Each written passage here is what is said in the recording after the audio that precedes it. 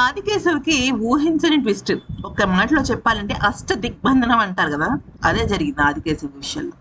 ఏంటంటే ఇక్కడ ఏంటంటే ఈ సీరియల్‌లో గొప్ప విషయం శత్రువులు, మిత్రులు అలాగే తప్పిపోయిన వాళ్ళు అందరూ ఒకే చోట కలుసుకుంటారు.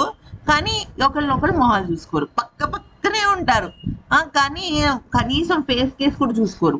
ఏమన్నా అంటే మొహం మీద చున్నీ వాలిద్ది, లేకపోతే పంచె వాలిద్ది, ఇంకోటి ఏదేదో వాలుతది. సరే ఇక ఇంద్రాణి కోసం ఆదికేశవ్ వస్తాడు. ఎనకాలే బుజ్జి ఉంటాడు, పక్కనే రమ్య ఉంటుంది, ఎనకాలే ఈ అమ్మాయి ఉంటుంది, ఎవరు మల్లిక ఉంటుంది. కానీ ఒకళ్ళనొకళ్ళు చూసుకోరు.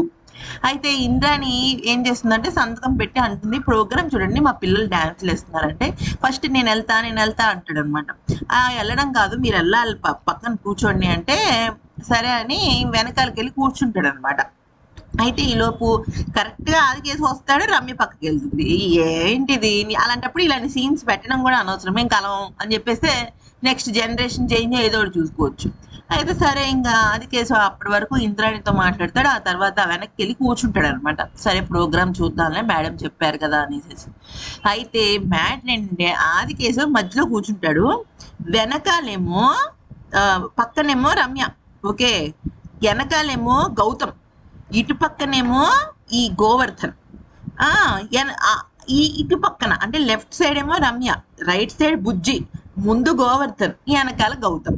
ఇలాగా అష్ట దిగ్బంధనం అయిపోయింది అనమాట. గోవర్ధన్ కంట పడితే చంపేస్తాడు, గౌతమ్ కంట పడితే గొడవ చేస్తాడు, రమ్య ఏమో ఆదికేశవుని చూడకూడదు కానీ ఆదికేశవ రమ్యని చూడాలి, బుజ్జిని చూసినా ఆదికేశవ పట్టుకుంటాడు. ఇలాగా ఒకదానికొకటి లింక్. సరే వీళ్ళందరూ అంటే పిల్లలు వంక పెట్టుకొచ్చారు, అసలు గౌతమ్ ఎందుకు వచ్చాడో కూడా తెలియదు. మొత్తానికైతే మాత్రం ఇలా జరిగింది సీరియల్. నాకైతే ఇది ఒక పెద్ద కామెడీగా అనిపించింది. మీరు చెప్పండి, ఈ సీరియల్ మీద కామెడీ చేయమన్నా కూడా చేస్తాం అనమాట. మీరు కింద కామెంట్ సెక్షన్ లో చెప్పండి, దీని మీద మీకు కామెడీ కూడా కావాలంటే మనం దానికి సంబంధించిన వీడియో చేద్దాం.